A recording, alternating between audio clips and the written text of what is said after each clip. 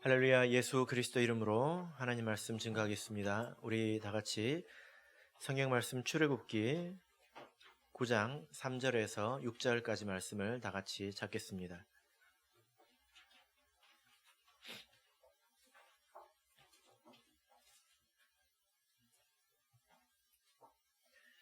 출애굽기 9장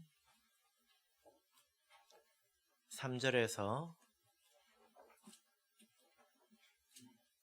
6절까지 말씀을 우리 같이 읽겠습니다. 시작.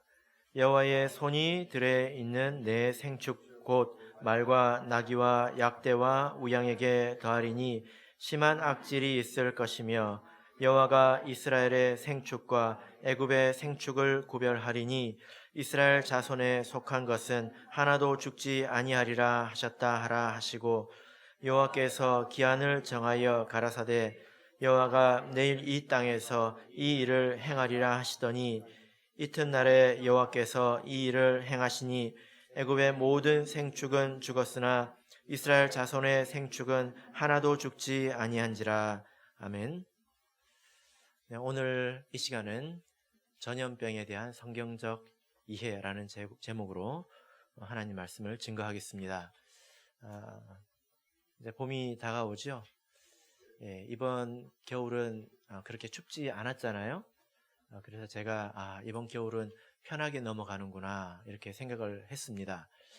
그런데 예상이 빗나갔네요. 이번 겨울은 추위가 아니라 코로나 바이러스로 인해서 아주 기억에 남는 그런 때가 될 것 같습니다. 이 코로나 바이러스가 이렇게 생기고 난 이후에 이제 몇 가지 재미있는 재밌다라고 말하기엔 좀 그런데요. 에피소드가 있는데 어떤 그 교회, 수원에 있는 모 교회에서 10명의 확진자가 나왔습니다. 우리 참예수교회는 아니고요. 10명의 확진자가 나왔습니다. 이제 그러다 보니까 그 교회는 당분간 폐쇄가 되었고 그 덕분에 주변에 있는 여러 상점들도 문을 닫고 영업을 중지한 상태입니다.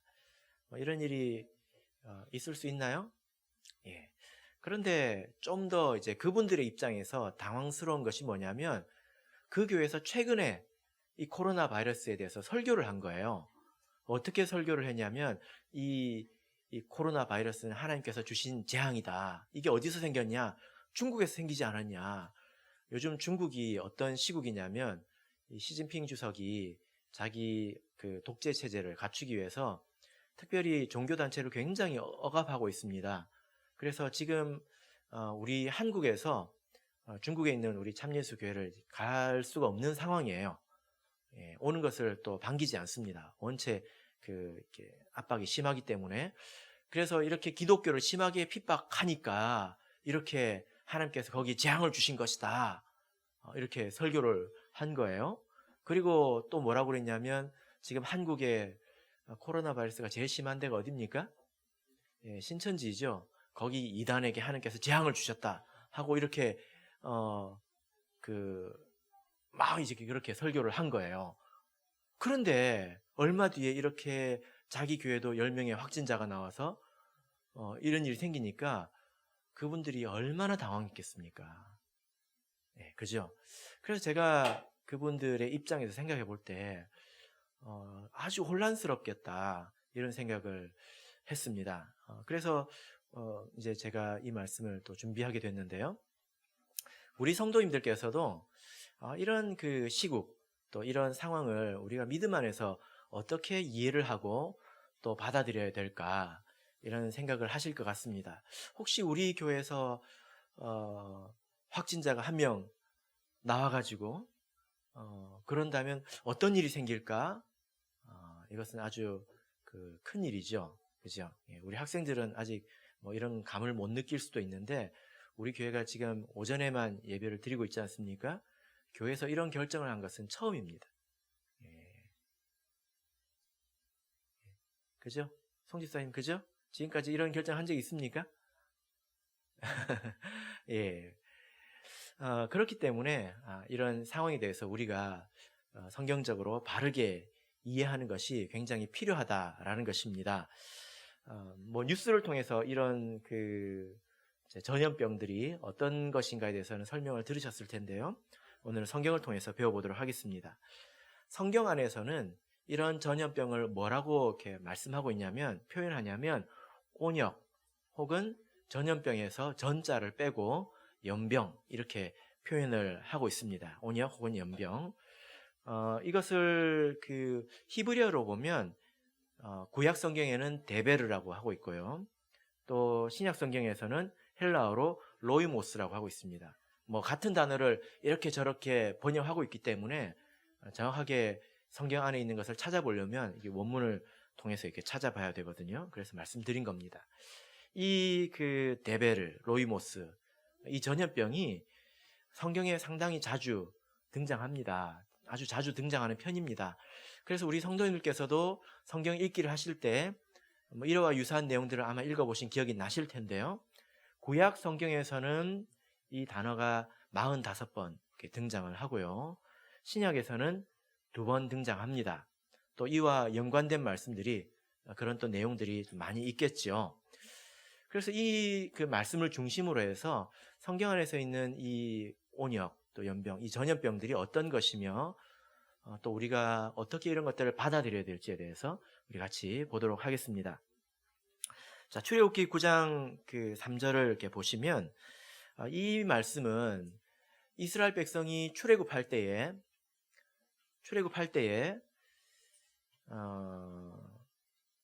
바로 왕이 보내주지 않았죠.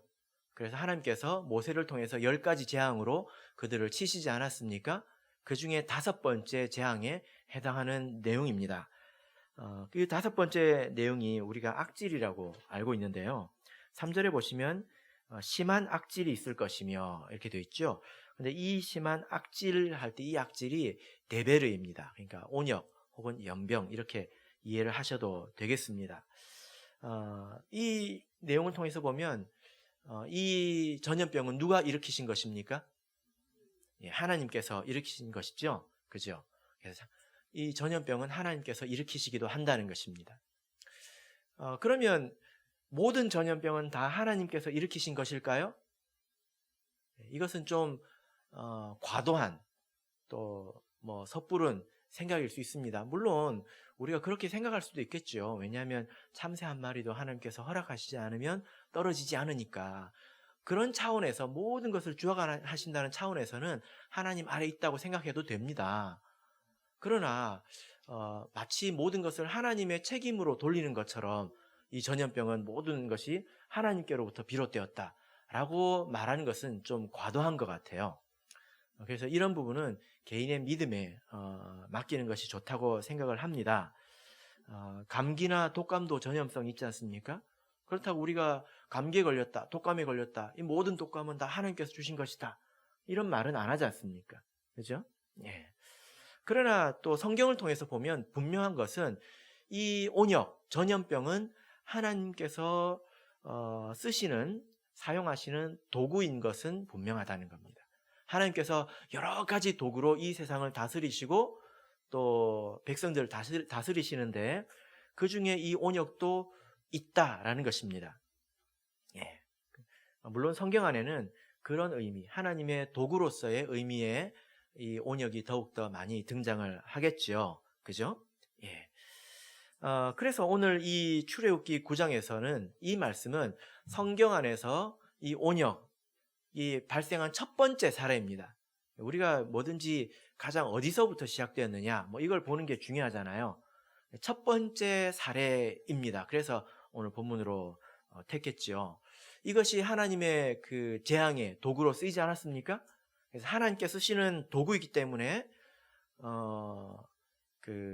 이스라엘 백성에게는 이 전염이 미치지 않았다라는 것을 말씀하고 있습니다. 그래서 6절을 보시면 애굽의 모든 생축은 죽었으나 이스라엘 자손의 생축은 하나도 죽지 아니한지라, 이렇게 말씀을 하고 있습니다.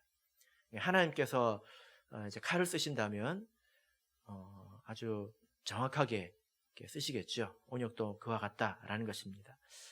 자, 오늘 이 말씀을 통해서 이렇게 보면 이 온역도 전염병의 대상이 누구입니까? 누구입니까? 3절을 보시면 내 생축 곧 말과 나귀와 약대와 우양에게 더하리니 해서 이 전염의 대상이 사람이 아니라 동물인 것을 알 수 있습니다. 그죠? 최근에 우리나라에 아주 조금 이슈가 되려고 하다가 이 코로나 때문에 덮였는데, 아프리카 돼지열병, 기억나십니까? 얼마 전에 막 뉴스에서 났잖아요. 그래서 북한에서 이렇게 감염된 돼지들이 내려와가지고 이걸 막 막아야 된다 하고 막 방역 당국에서 굉장히 긴장했던 적이 있지 않습니까? 이게 아주 심각하거든요. 이게 이렇게 퍼지게 되면 돼지들은 다 죽습니다. 그래서 이것이 풍토화되면 우리나라에서는 돼지를 키울 수 없는 나라가 돼요. 굉장히 심각하죠. 그러면 그 맛있는 삼겹살을 먹기가 되게 힘들겠죠. 여러분들은 별로 삼겹살을 안 좋아하시는 걸로 알겠습니다.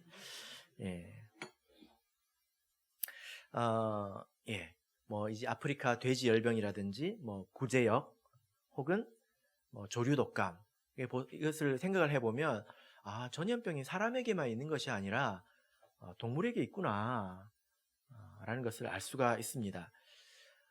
본래는 이런 것들이 동물에게 있었던 것들인데 사람에게 전염되지 않다가 차츰차츰 사람에게도 전염되는 과정이 있죠. 그래서 출애굽기 9장 15절을 보시면요, 하나님께서 이런 말씀을 하십니다. 자, 출애굽기 9장 15절 읽겠습니다. 시작. 내가 손을 펴서 온역으로 너와 내 백성을 쳤더면 내가 세상에서 끊어졌을 것이나. 여기 또 온역이 나오죠. 원문으로 보면 앞에 있는 악질과 동일한 대베르입니다. 하나님께서 하신 말씀이 무엇입니까? 바로에게 경고하고 있는 것입니다.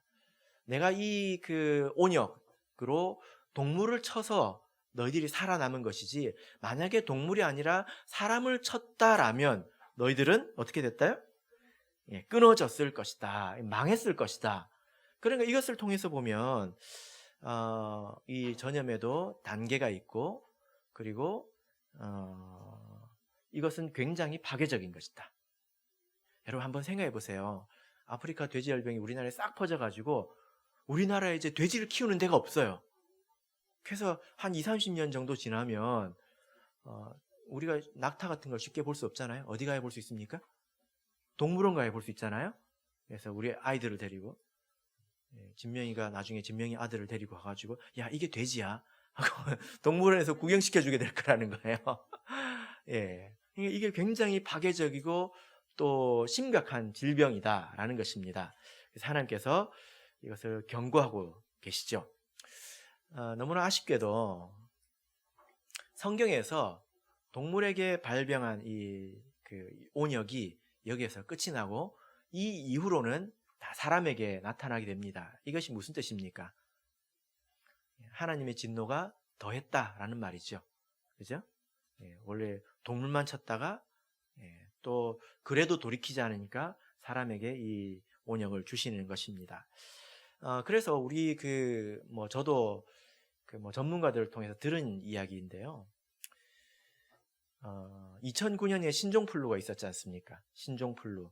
그러니까 플루라는 건 독감인데 이 신종, 새로운 타입의 독감이라는 거예요. 그때 75만 명이 감염되었고요. 그리고 270명이 사망했습니다. 굉장히 심각했죠. 그죠? 근데 이 신종플루가 어디서 왔는지 아십니까? 이게 돼지에서 왔어요. 돼지 독감에서 왔습니다. 그리고 조류 독감, 이건 어디서 왔을까요?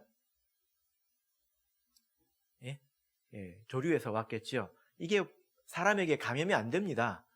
제가 거제도에 있었을 때 거제 교회 옆에 천이 있는데 철새들이 막 왔어요. 거기 교회에서 오리를 한 20마리 키우고 있었거든요.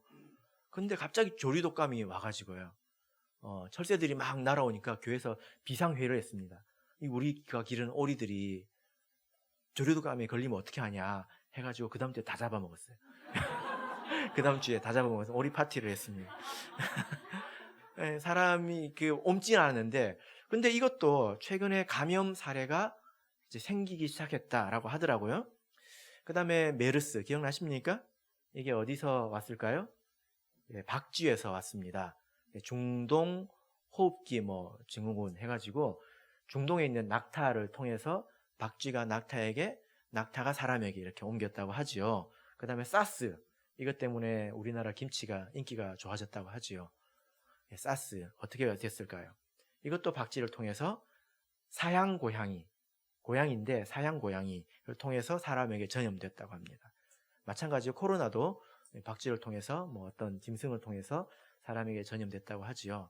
그래서 이것이 이제 그 성경과 어떤 그 전해지는 맥락이 일치한다라는 것입니다. 그런데 이 사람에게 전해진 이런 온역을 성경을 통해서 보면 두 가지의 어떤 계열로 우리가 나눠볼 수가 있어요. 사람에게 이렇게 전해졌을 때 이 모든 온역을 우리가 두 가지로 나눠볼 수가 있습니다. 성경에서 그렇게 구분해서 기록을 하고 있지는 않은데 우리가 그렇게 이해를 한다면 구약에 있는 온역과 또 신약에 등장하는 온역을 우리가 잘 이해할 수 있을 것이고, 우리가 지금 이런 시대에 우리가 어떤 마음의 자세로 또 살아야 되고 이것을 어떻게 받아들여야 될지 이해를 하기가 쉽다고 생각을 합니다.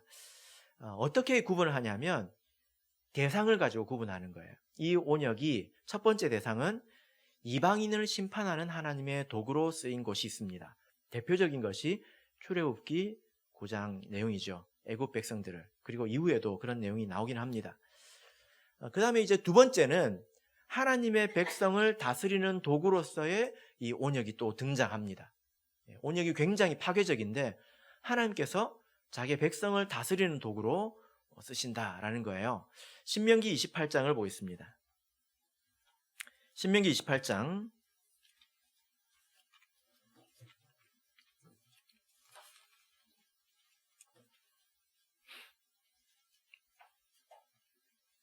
21절 보겠습니다.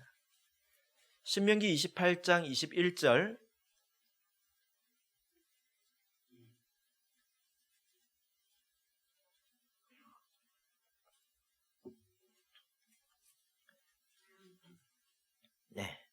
우리 같이 읽겠습니다. 시작. 여호와께서 내 몸에 연병이 들게 하사 내가 들어가 얻을 땅에서 필경 너를 멸하실 것이며. 자, 이 신명기 28장은 순종과 불순종에 대한 약속의 장입니다.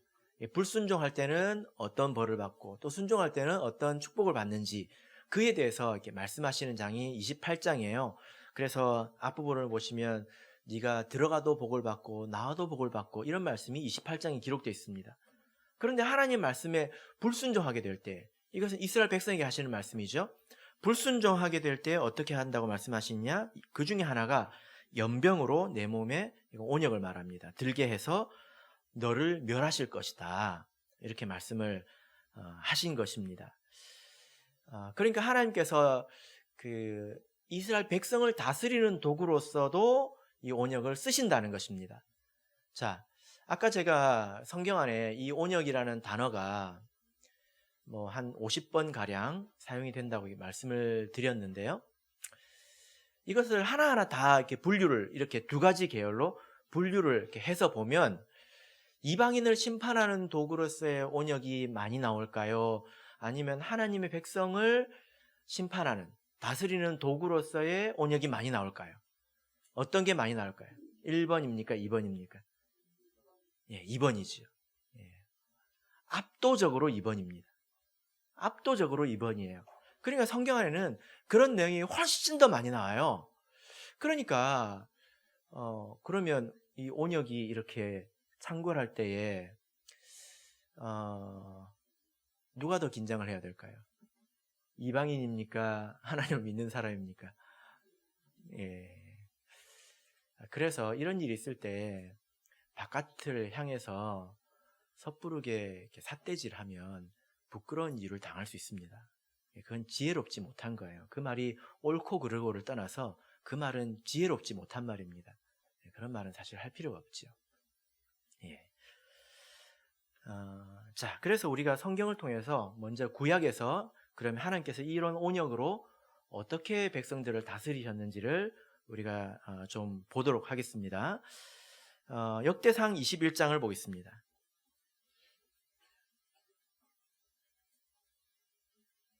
역대상 21장 14절을 보겠습니다.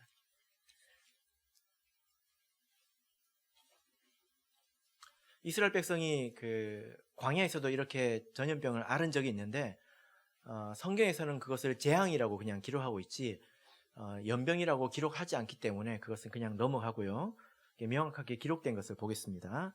역대상 21장 14절을 보겠습니다.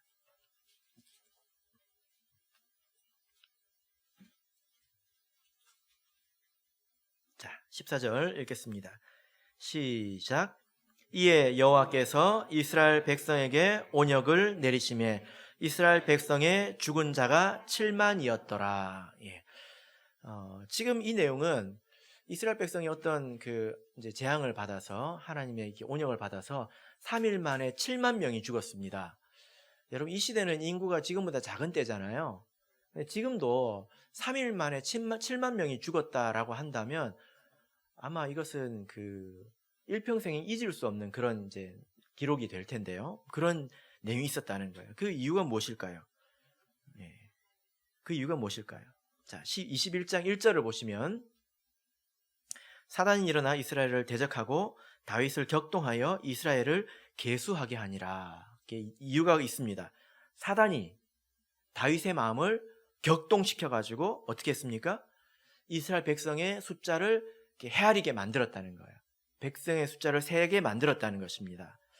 그런데 이것은 그냥 백성의 숫자, 사람 인구 조사를 하는 게 아니라 사실 이것은 4절을 보시면 5절을 보시면요. 백성의 수요를 다윗에게 고하니 이스라엘 중에 칼을 뺄 만한 자가 120만이요. 유다 중에 칼을 뺄 만한 자가 47만이라. 이 백성을 센다는 것은 단순히 사람의 숫자를 세는 게 아니라 칼을 뺄 만한 자, 이것은 군인의 숫자를 세는 거예요. 군대의 숫자를 세는 거란 말입니다. 이게 좀 뭔가 다르죠. 그래서 3절을 보시면 요압 장군, 그 당시에 국방부 장관, 군대 장관인 요압 장군이 다윗에게 이렇게 권면합니다. 다윗은 그때 절대적인 그런 왕 아닙니까? 그런데 이렇게 권면합니다. 뭐라고 합니까? 요압이 가로되 여호와께서 그 백성을 지금보다 100배나 더하시기를 원하나이다. 내 주 왕이여, 이 백성이 다 내 주의 종이 아니니까 내 주께서 어찌하여 이 일을 명하시나이까? 어찌하여 이스라엘로 죄가 있게 하시나이까 하나. 요압이 그 명령을 딱 받았을 때 이것은 하나님 앞에서 죄다, 이걸 알았단 말이에요. 이게 왜 죄가 될까요? 백성의 숫자를 센다고 하는 것은 자기의 힘을 과시한다는 것이고 자랑한다는 것이고 또 그것을 의지한다는 것입니다. 신앙적으로 보면 이것이 굉장히 부정한 거죠. 그죠?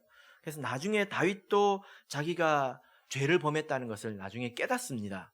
그래서 이 일로 인해서 이스라엘 백성에게 이 온역이 임해서 7만 명이 죽게 되는 거예요. 그 내용이 역대상 21장인데요.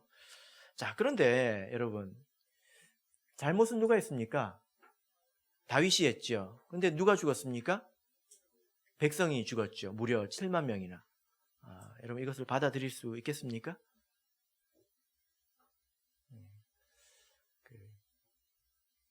이 부분을 가지고 한 가지 말씀을 드리자면, 우리가 성경을 읽을 때요, 이런 의문을 가질 수 있습니다.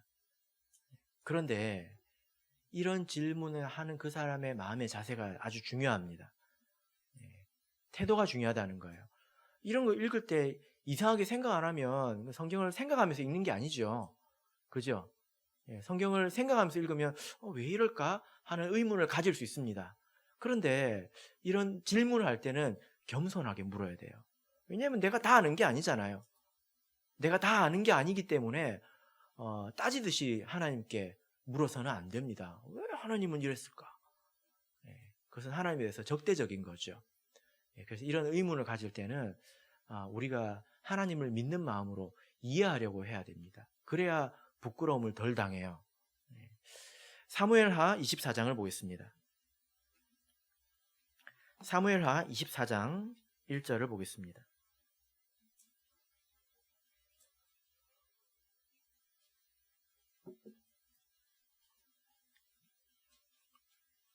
사무엘하 24장 1절을 우리 같이 읽겠습니다.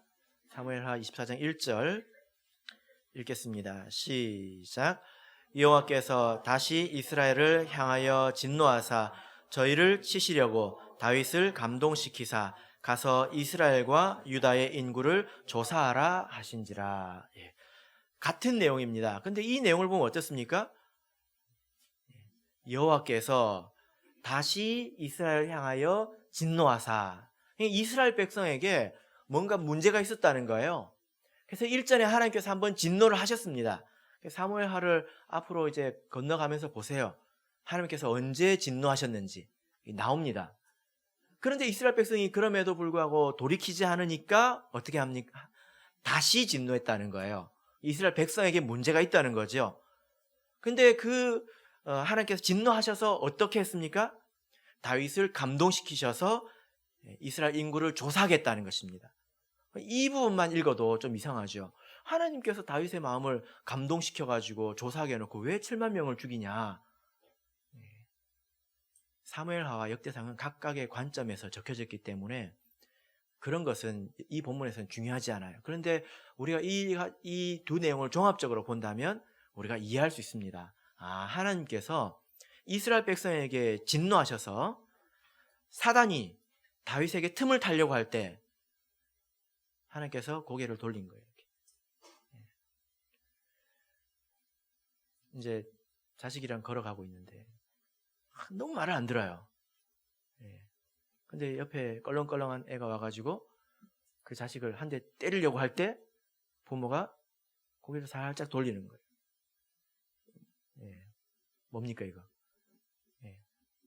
허용하는 거죠. 내버려 두는 겁니다.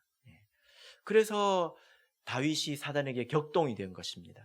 그래서 다윗이 나쁜 선택을 하게 된 거죠. 이것이 하나님께서 이스라엘 백성을 다스리시고 진노하시는 방법 중에 하나라는 거예요. 지도자를 그냥 내버려 두는 겁니다. 그래서 결국 보자면 이 온역도 어떻게 일어난 것입니까? 이스라엘 백성이 하나님 앞에 범죄했기 때문에 그들을 다스리는 도구로 이렇게 하신 거죠. 그죠?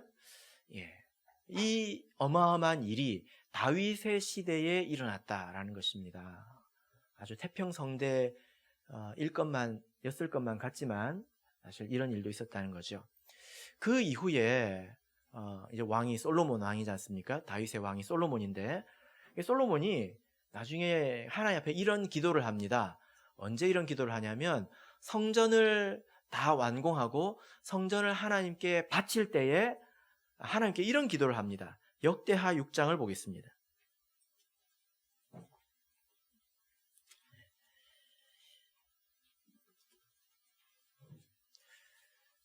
만약에 이런 일이 있다면 좀 트라우마가 생길 만하지 않습니까?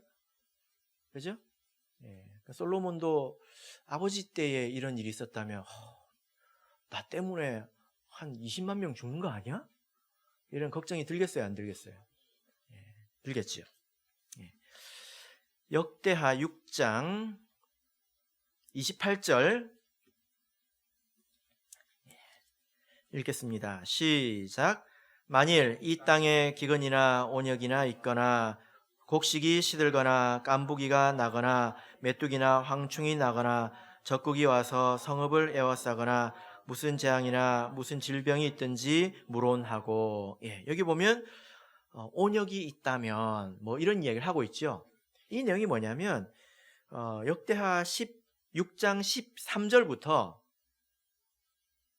성전을 드리면서 하나님께 그 봉헌의 기도를 올리는 것입니다. 하나님, 우리가 이렇게 성전을 지어서 하나님께 드릴 수 있어서 감사합니다.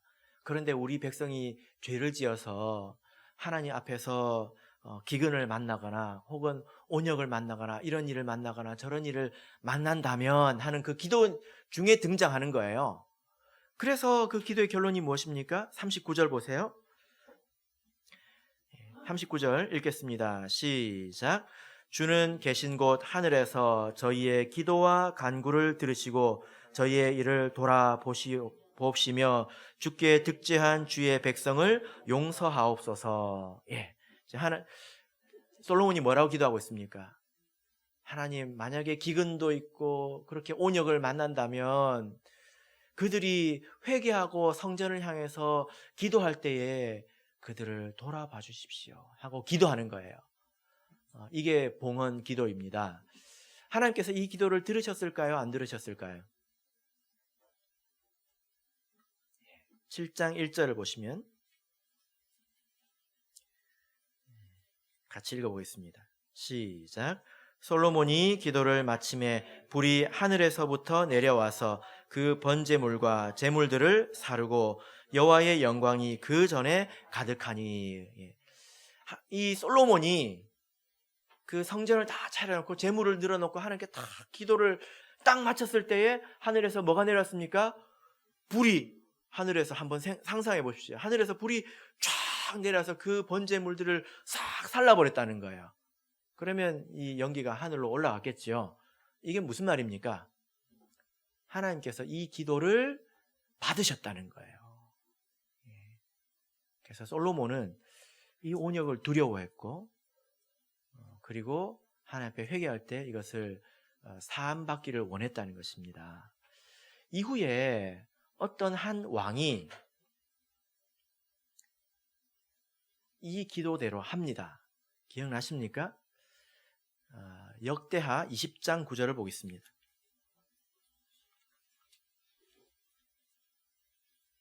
역대하 20장 9절 같이 읽겠습니다. 역대하 20장 9절 읽겠습니다. 시작.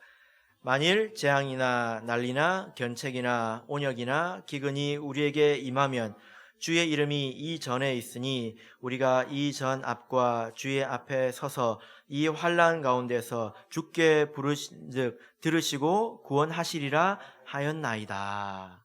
지금 여호사밧이라는 왕이 되게 큰 위기에 처했거든요. 그 위기 가운데서 기도하는 거예요.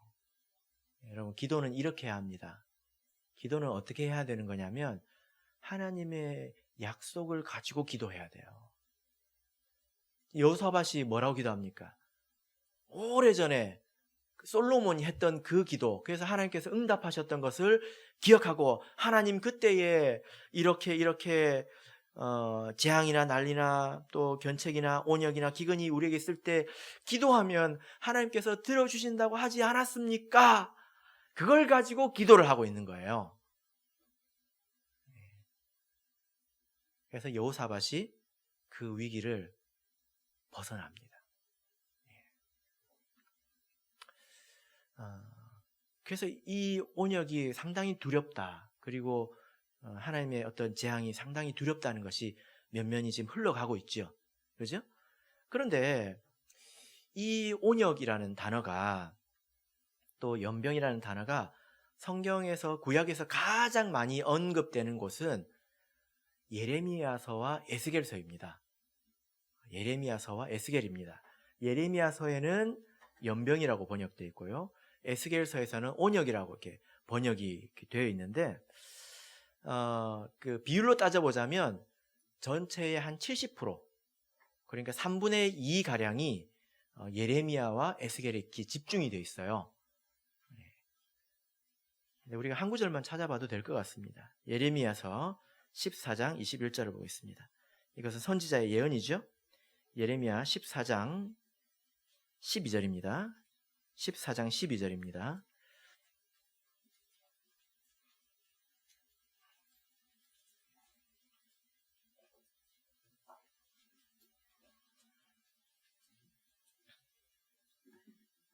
예레미야서 14장 11절부터 보겠습니다. 11절 12절 읽겠습니다.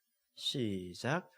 여호와께서 또 내게 이르시되 너는 이 백성을 위하여 복을 구하지 말라. 그들이 금식할지라도 내가 그 부르짖음을 듣지 아니하겠고 번제와 소제를 드릴지라도 내가 그것을 받지 아니할 뿐 아니라 칼과 기근과 연병으로 그들을 멸하리라. 예.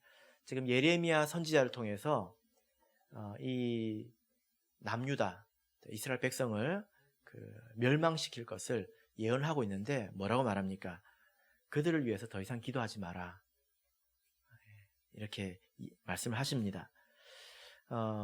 그리고 그들이 뭐 금식할지라도 제사를 이렇게 드릴지라도 그들에게 대한 심판은 이제 확정이 되었다. 그러니까 하나님께서 심판하실 때 뭘로 심판하시냐? 먼저 칼로 죽입니다.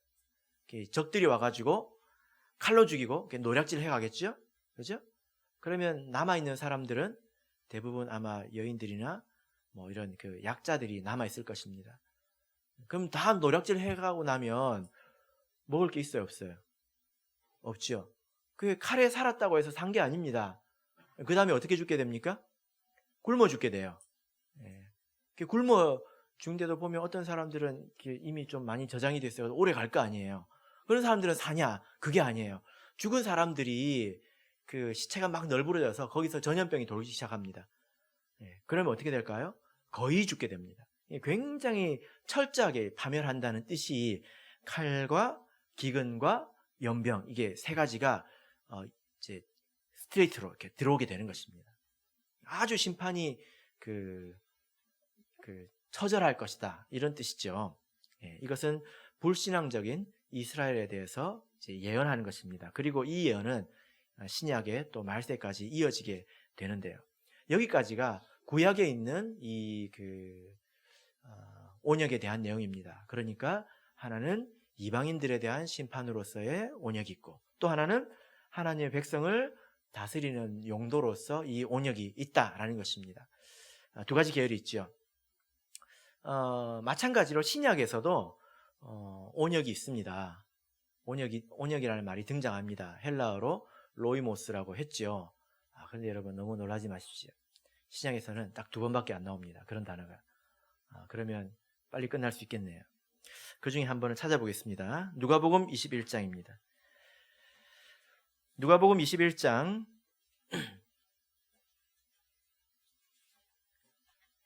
11절입니다. 이것은 세상에 있는 온역입니다. 누가복음 21장 11절 네, 같이 읽겠습니다. 시작. 처처에 큰 지진과 기근과 온역이 있겠고 또 무서운 일과 하늘로서 큰 징조들이 있으리라. 예, 여기 보면 처처에 큰 지진과 기근과 온역이 있겠고 이 내용은 이 세상에 임할 그 말세의 징조를 말씀하는 거예요. 그래서 10절을 보시면 민족이 민족을 나라가 나라를 대적하여 일어나겠고 이런 내용도 있지 않습니까? 그죠? 이와 유사한 내용이 마태복음 24장에도 있는데요. 마태복음에서는 이렇게 기록하고 있습니다. 마태복음 24장 7절을 보시면 민족이 민족을 나라가 나라를 대적하여 일어나겠고 처처의 기근과 지진이 있으리니 마태복음 24장에서는 온역이 언급되어 있지 않습니다. 그런데 이 두 본문이 평행하다고 생각했을 때 이 마태복음에도 이 온역이 있다고 봐도 무방하다고 생각을 합니다. 그래서 지진과 기근과 온역이 있을 것이다. 이것은 말세에 임하는 그런 하나님의 그 말세의 징조라는 거죠. 예, 이것이 뭐 이 세상을 향한 심판이냐 아니냐 우리가 그것을 이제 너무 크게 말하는 것보다 이것은 말세에 있는 징조이다. 말세의 징조이다라는 것을 우리가 생각하는 것이 훨씬 더 중요합니다. 이 마태복음과 누가복음의 차이가 있다면 비교를 해보면요. 마태복음의 기근과 지진이 있죠. 그 사이에 환란이 있습니다. 성도들의 환란이 있죠. 그리고 그 후에 이 누가복음 21장 11절 여기서는 큰 지진이라고 하고 있습니다. 그것이 계속 이제 이어진다라는 거죠. 그런 차이는 있습니다. 이런 그 소식을 이렇게 들을 때에 여러분 우리는 어떤 마음의 자세를 가져야 될까요? 마태복음 24장 6절을 보겠습니다.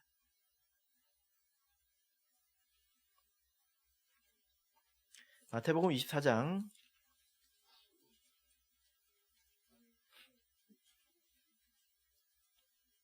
6절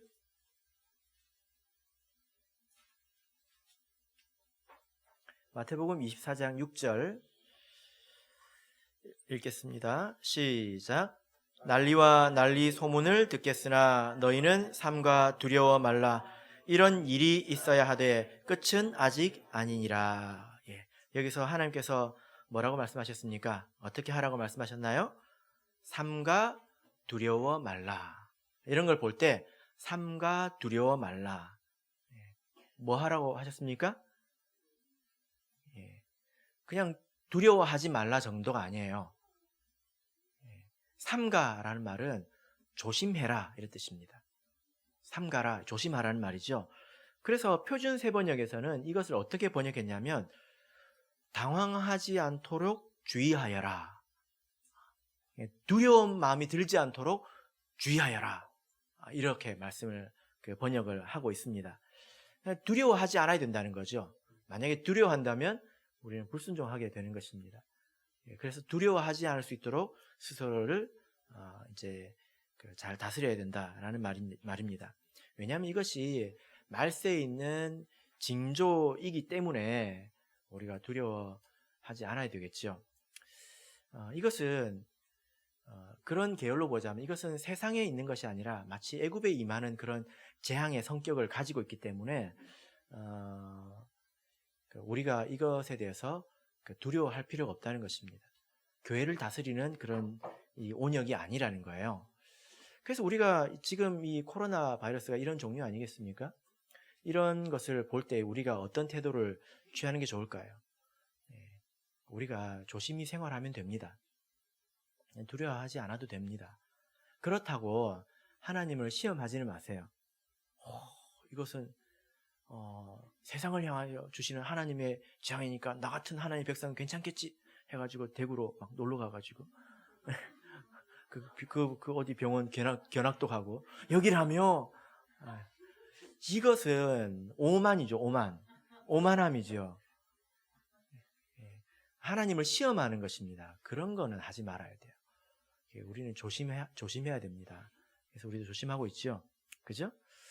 그리고 마음에 평안이 있어야 합니다. 우리가 이런 것들을 성경 안에서 잘 이해하면 마음속에 평안이 올 것입니다. 그리고 두려우면 기도하세요. 제가 우리 김은기 집사님한테 이야기를 들었는데요. 이런 병이 있으면 두려움 때문에 오는 환자들이 되게 많대요.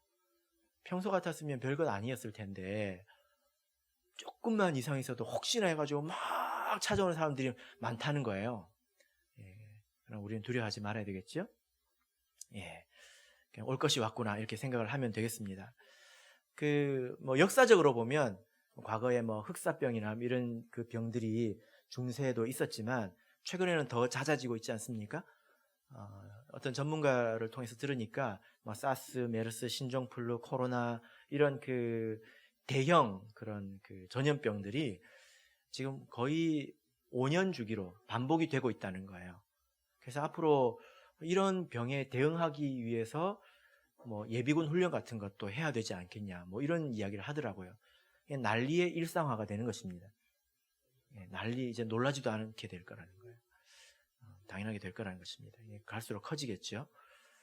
그런데 만약에 우리 성도가 코로나 바이러스에 걸리게 되면 어쩌냐. 여러분 그때는요 너무 많이 생각하지 마세요. 이것은 집단적인 것입니다.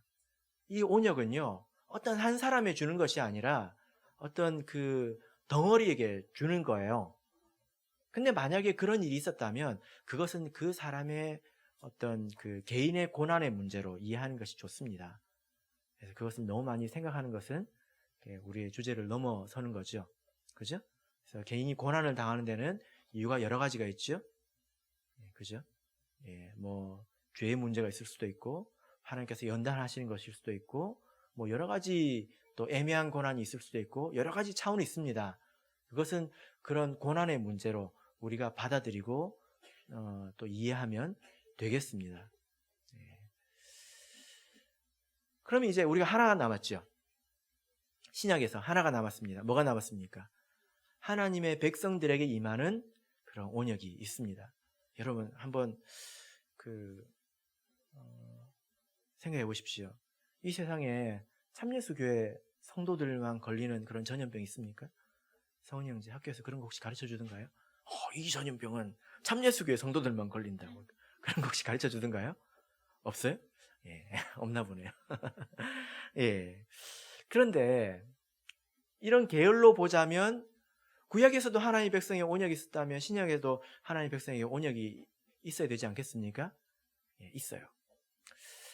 사도행전 24장 5절을 보겠습니다. 이게 두 번째 중에 그 두 구절 중에 한 구절입니다.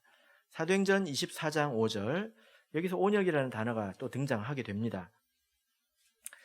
사도행전 24장 5절.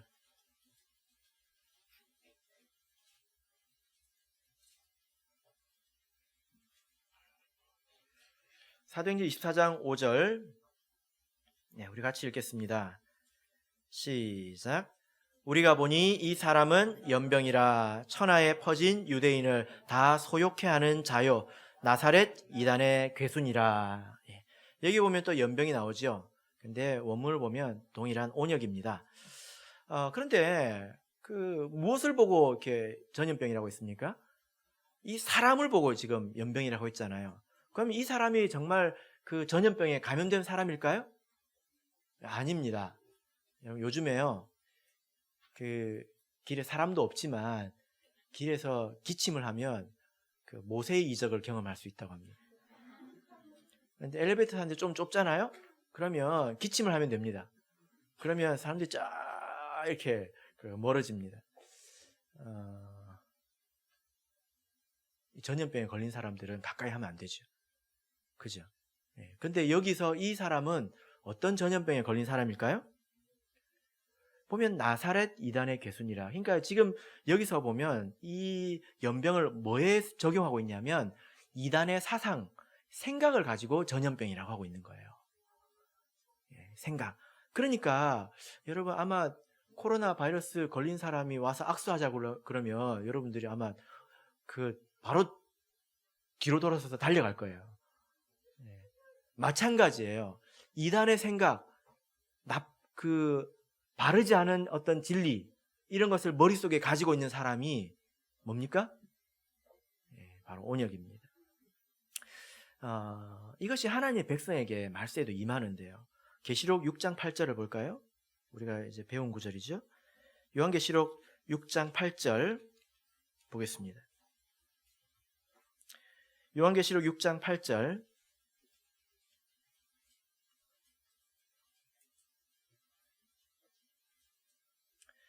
네, 읽겠습니다. 시작.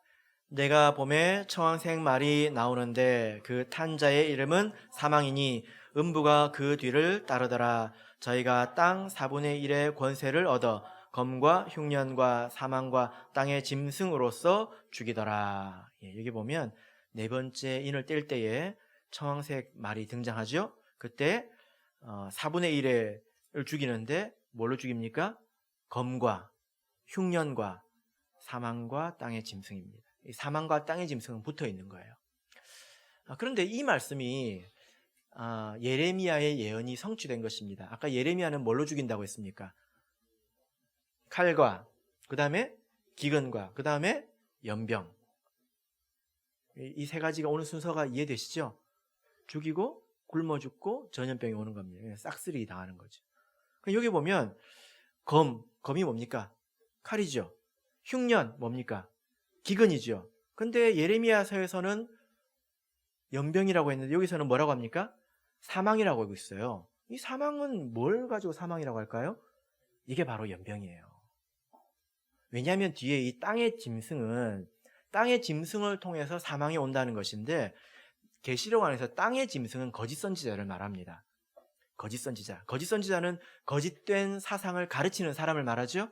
그런 사람들을 통해서 온다는 거예요. 그래서 이것이 영적으로 하나님의 백성 가운데서는 검은 검대로 존재하고 흉년은 흉년대로 존재하고 그리고 이 영적인 온역도 이렇게 있다는 것입니다. 그래서 마지막에 사람들이 검해 죽고 그 다음에 흉년해 죽고 이후에 온역이 찾아와서 영적인 이 거짓 온역이 찾아와가지고 사람들이 참된 그 진리를 떠날 것을 지금 가르치고 있는 거예요. 이런 일이 있을 것이다 하고 말씀하고 있는 것입니다. 이게 예레미야서의 예언이 최종적으로 여기서 성취가 되게 되는 거죠. 이 일에 대해서는 이런 일에 대해서는 사도교회도 이미 성취된 바가 있습니다. 디모데후서 2장을 보시면요. 디모데후서 2장 16절을 보겠습니다. 마지막 구절입니다. 디모데후서 2장 16절에서 18절을 보겠습니다. 디모데후서 2장 16절에서 18절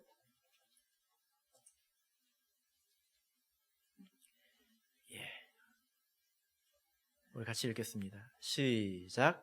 망령되고 헛된 말을 버리라. 저희는 경건치 아니하며 점점 나아가나니 저희 말은 독한 창질에 썩어져 감과 같은데 그 중에 후메네오와 빌레도가 있느니라.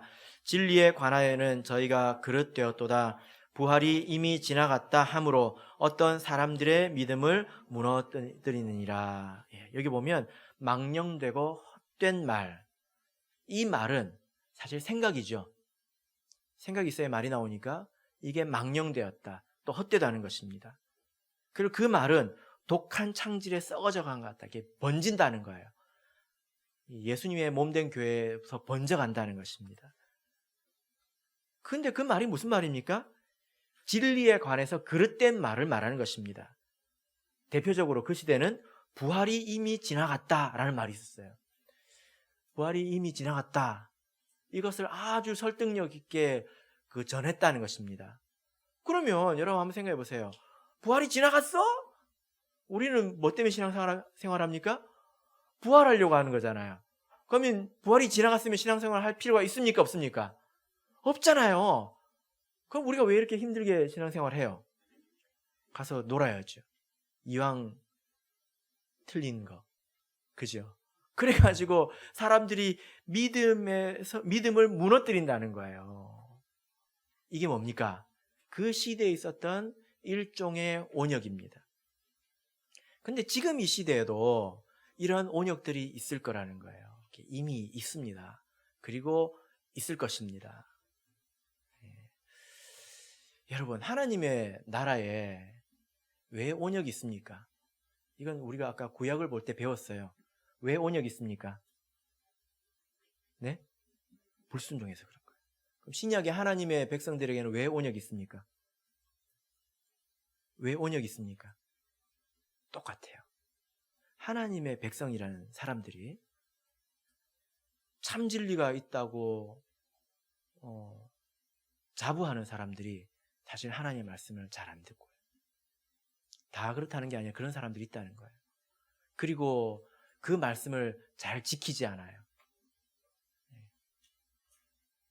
그런 사람들 때문에 하나님께서 온역을 보내시는 겁니다. 그 온역이 참예수 교회 성도들만 걸리는 바이러스로 찾아온다고요. 그래서 그 결과가 무엇입니까? 그런 사람들이 잘못된 이런 사상을 받아들여서, 생각을 받아들여서 심판하려고 하시는 것입니다. 이게 하나님의 심판이라는 거예요. 그래서 이것은 두려운 것입니다. 여러분, 그러면 온역이 임할 때는 우리가 어떻게 해야 합니까? 영적인 이런 온역이 임할 때는 어떻게 해야 합니까? 기도해야 합니다. 회개하고 기도해야 되겠죠. 그죠? 그래도 있으리라고 하는 것이 하나님의 말씀입니다. 사랑하는 성도 여러분, 지금 이제 코로나 바이러스 때문에 전국이 난리죠. 근데 우리 성도들은 코로나 바이러스를 두려워할 것이 아닙니다. 조심하고 그냥 마음의 평안을 누리면 됩니다. 우리 삶이 크게 사실 달라지지 않아요.